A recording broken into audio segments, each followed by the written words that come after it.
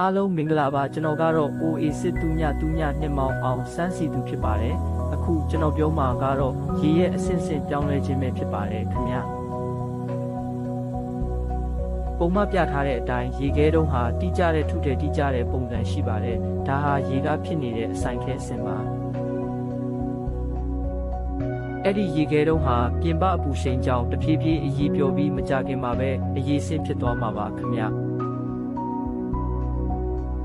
ဟောအခုတော့ရေခဲတုံးကအရေးဆင့်ရောက်သွားပါပြီအဲ့ဆင့်မှာတော့တိကျတဲ့ထုထည်ရှိတော့လေတိကျတဲ့ပုံစံတော့မရှိတော့ပါဘူး